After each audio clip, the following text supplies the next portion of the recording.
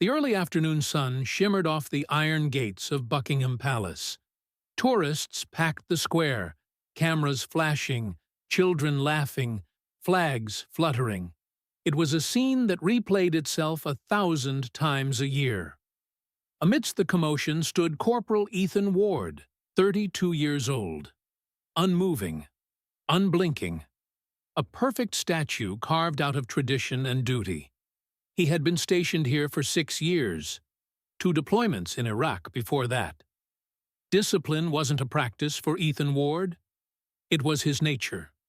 Ward's eyes, though hidden under the brim of his bearskin hat, scanned constantly. A boy dropping an ice cream cone. A tourist arguing with a vendor. A little girl trying to make her brother laugh. A woman in a flowery blouse stepping carefully toward the gates, just like thousands of days before. Nothing unusual. Nothing threatening. He inhaled deeply, letting the polished brass scent of the gates and the faint perfume of nearby flowers fill his lungs. It was a good day. Near the front of the crowd, the woman in the flowery blouse, elderly, perhaps late 70s, wobbled slightly. No one noticed. She reached out to steady herself against the railing. Still, no one paid much attention. Ward registered the movement immediately. His instincts pricked, but protocol was clear. Maintain stillness unless a clear, immediate threat to life is identified.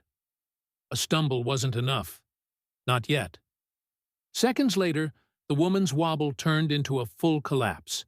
She crumpled to the pavement, clutching her chest, gasping silently. Phones that had once been raised to record ceremonial precision now lowered. People stepped back, murmuring. Some filmed. Some called out for help. But the crowd didn't know what to do. They waited. They always waited. For someone else to move first. Ward's jaw tensed under his rigid mask. Still, he didn't move. Not yet. Inside Corporal Ward, 2 forces clashed. Duty.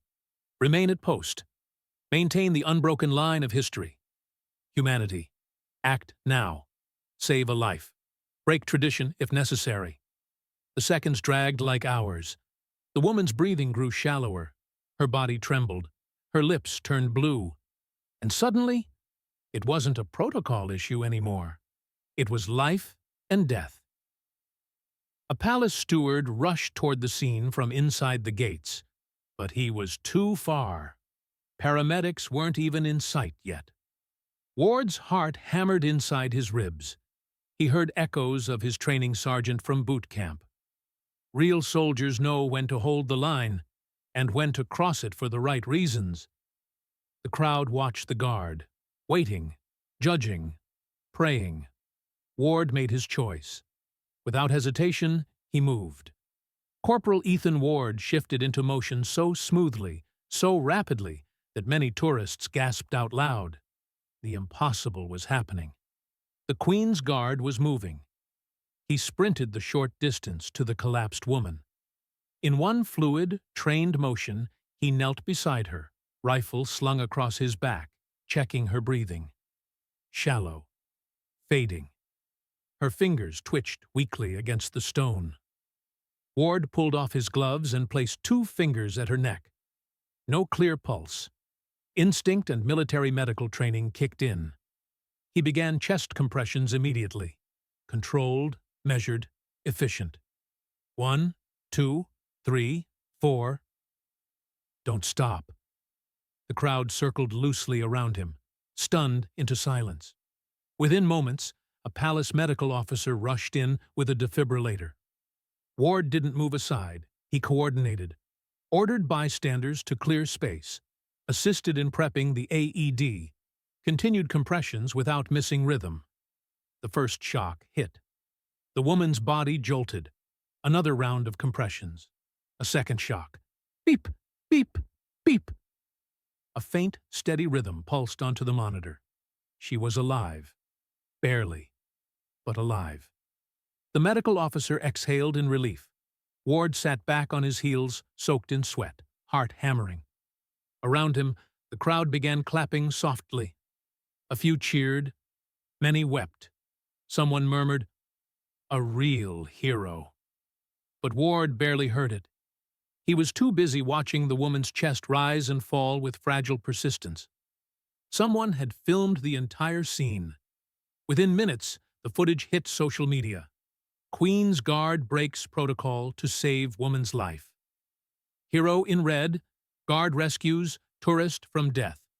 Tradition meets humanity, and humanity wins. News stations aired it within the hour.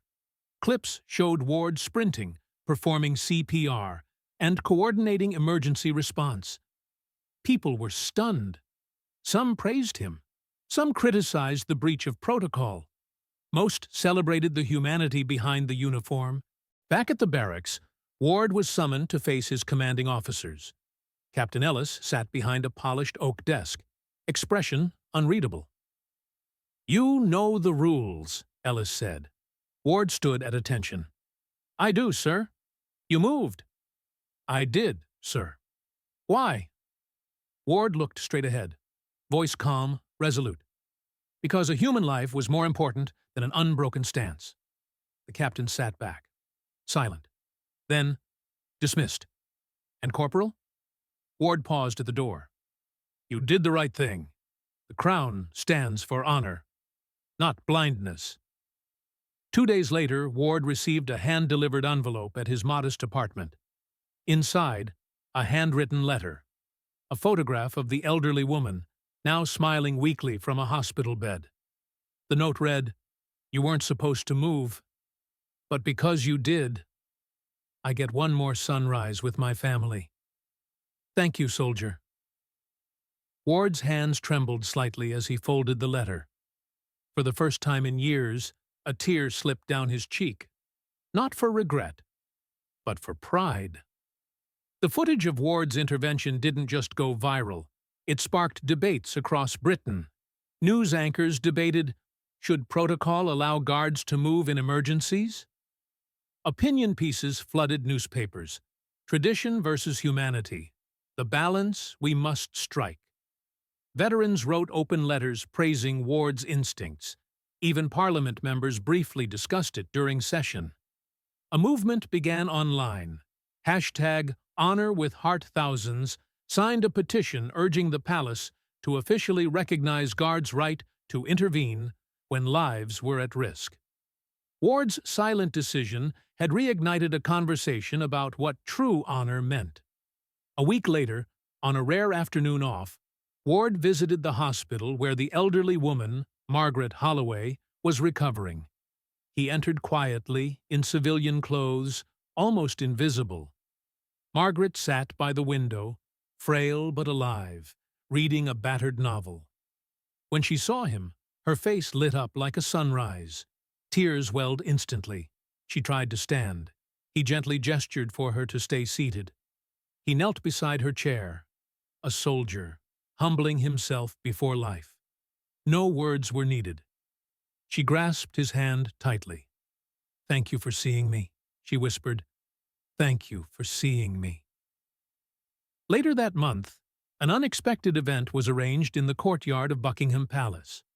No tourists, no fanfare, just guards, veterans, and a few dignitaries. Ward stood at attention before the captain.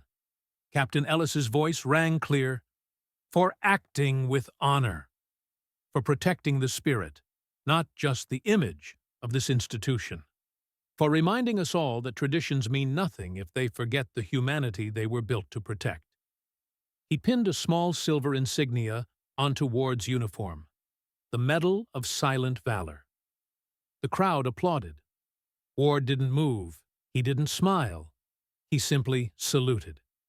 And the salute meant everything. Later, quietly, without grand announcements, a new clause was added to the Guard's handbook.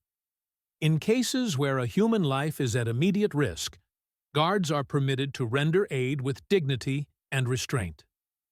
The rule that had once been rigid now had a heart.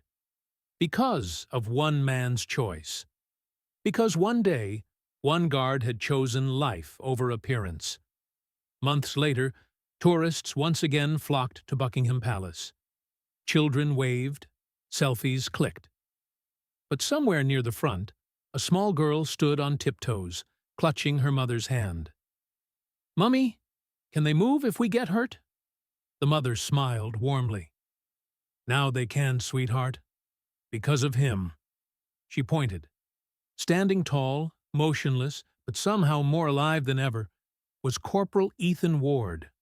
The silent promise he made that day still held strong, not just to Margaret Holloway, but to everyone who looked to those gates for tradition, for strength, for humanity. And above it all, the British flag snapped proudly in the crisp London air.